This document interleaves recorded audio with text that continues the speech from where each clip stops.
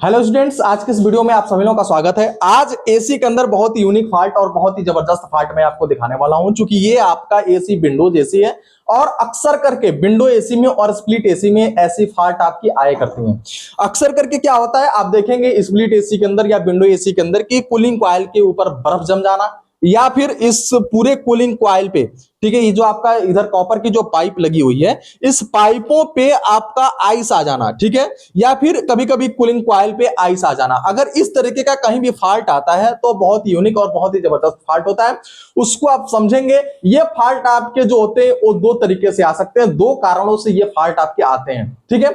ये आपका मैं भी अभी एसी को चालू करके आपको दिखाऊंगा, तो मैं इस फॉल्ट के बारे में बताऊं ये दो फॉल्ट क्यों आते हैं। तो इसका जो प्रथम फॉल्ट आपका होता है, ये होता है सर्विस को लेकर के। अगर आपकी एसी की सर्विस काफी दिन हो गई है और एसी आपका चोक हो गया है, जैसे देखिए इस फिंस के अंदर पूरा आपका डस्ट इसके अंदर भर चुका है, ठीक है, इस फिंस के अंदर देखिए पूरा आपका डस्ट ये आपका भर चुका है, ये आपका पूरा चोक हो गया है, देखिए, ठीक है। तो कभी कभी इसके अंदर प्रॉब्लम क्या आती है कि आपका जो कूलिंग कॉइल होता है वो चोक हो जाता है, और चोक होने के कारण ये जो एसी होता है ना, इधर से आपका हवा क्या करता है, इनपुट करता है, इधर से खींचता है।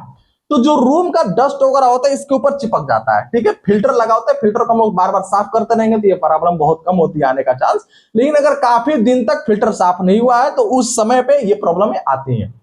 तो आपका क्या होता है, ये जो डस्ट होता है इसके ऊपर चिपक जाता है, और डस्ट चिपकने के कारण आपका जो हवा होता है ये हवा कंप्रेस नहीं कर पाता, इधर से खींच के इधर से फेंक नहीं पाता है, और आप देखेंगे कभी कभी आपका हवा भी आना बिल्कुल बंद हो जाता है। वही हाल हो जाता है जो कूलर में कभी कभी क्या होता है, हम लोग सोचते हैं कि कूलर मेरा नया है और हम इस कूलर के प्लास्टिक को फाड़ेंगे नहीं। तो जब कूलर के प्लास्टिक को हम लोग फाड़ते नहीं है, वैसे कूलर को ऑन कर देते हैं तो कूलर का पंखा तो चलता ही है लेकिन हवा को खींच करके फेंक नहीं पाता है।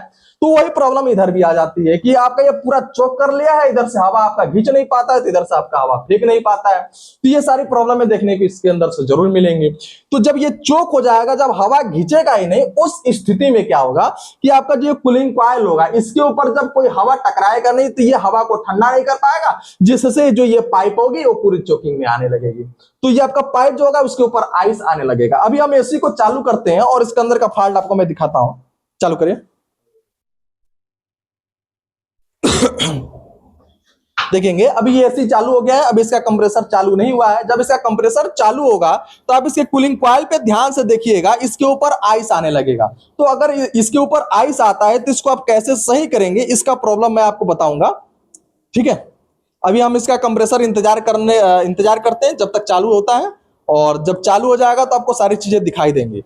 आप रिमोट के ऊपर भी देख सकते हैं कि अभी यहाँ पे जो है कि आपका ब्लिंक कर रहा है, और जब आपका कंप्रेसर जब चालू हो जाएगा तो ये ब्लिंक करना बंद करके वहीं पे क्या हो जाएगा, रुक जाएगा।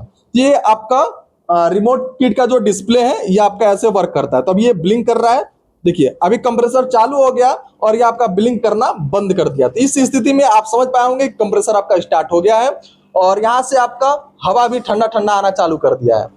हालांकि अभी इसका फिल्टर निकाल करके साफ किया गया है, जो कि आप देख सकते हैं। अभी आप इस पाइप के ऊपर ध्यान देंगे, इस पाइप के ऊपर आइस आना चालू हो जाएगा, ठीक है। और जब ये आइस आना चालू हो जाएगा और ये आइस 10 मिनट 20 मिनट अगर हम लोग चलाते भी हैं और ये आइस कम नहीं हो रहा है तो जाहिर सी बात है इसकी सर्विस करनी पड़ेगी, ठीक है। गैस इसके अंदर कम नहीं है, अगर गैस आपके इसके अंदर कम हो जाएगा तो भी दो ही पाइप के अंदर आइस आएगा। अगर गैस इसके अंदर कम होगा तो दो ही पाइप के अंदर इसके अंदर आइस आएगा। तो अभी देखेंगे धीरे धीरे आइस आना आपका चालू हो गया है, और सिर्फ इसी दो पाइपों पे ही आपकी आइस आएगी, ठीक है। तो ये जो आपका प्रॉब्लम है ये दोनों प्रॉब्लम से होता है, गैस की भी प्रॉब्लम से होता है और आपके चोकिंग के भी प्रॉब्लम से ये होता है, ठीक है। तो अभी हालांकि ये इसके अंदर गैस कम नहीं है, ये आपका जो सिस्टम है ये चोक कर गया है, इसकी वजह से ये दिक्कतें हो रही हैं। तो अभी देखिए धीरे धीरे इन्हीं दोनों पाइप पे आइस आ जाएगा, और आइस होने के बाद कुछ देर कंप्रेसर चलेगा और ठंडा भी नहीं करेगा और इसके ऊपर पूरा बर्फ जम जाएगा। उस समय हमको ये जो फॉल्ट होगा ये सर्विस की फॉल्ट होगी। आप देखेंगे, देखिए कितना डस्ट इसके अंदर से निकाला गया है, ठीक है। देखिए सारा डस्ट इसके अंदर से निकाला गया है जो इसके अंदर आपका ऑलरेडी लगा हुआ है। देखिए ये सारा डस्ट इसके ऊपर चिपका हुआ है। ये प्रॉब्लम आपका होगा, देखिए आइस कितनी जबरदस्त इसके अंदर आ गई। देखिए ये बस आपकी आइस इसी दो पाइपों में आएगा, बाकी ये सारा पाइप आपका कूल नहीं करेगा, नॉर्मल आपका, देखिए, ठीक है। फिर कुछ देर चलते चलते आपका चलेगा, ये पूरा बर्फ इसी कूलिंग कॉइल पे ही आपका आने लगेगा। तो इस तरीके का फॉल्ट आता है तो ध्यान रखें, दो फॉल्ट होगा, एक आपका जो है गैस कम होने का फॉल्ट होगा, दूसरा फॉल्ट आपका सर्विस करने का फॉल्ट होगा। तो इस तरीके के आपके दोनों फॉल्ट आते हैं। अगर आपको ये वीडियो मेरा अच्छा लगा होगा तो एक लाइक जरूर दीजिएगा और चैनल को सब्सक्राइब करके रखिएगा, क्योंकि ऐसे ही एसी और फ्रिज के रिलेटेड सारी प्रॉब्लम है और उसका कार्य मैं आपको सिखाते रहता हूं। धन्यवाद।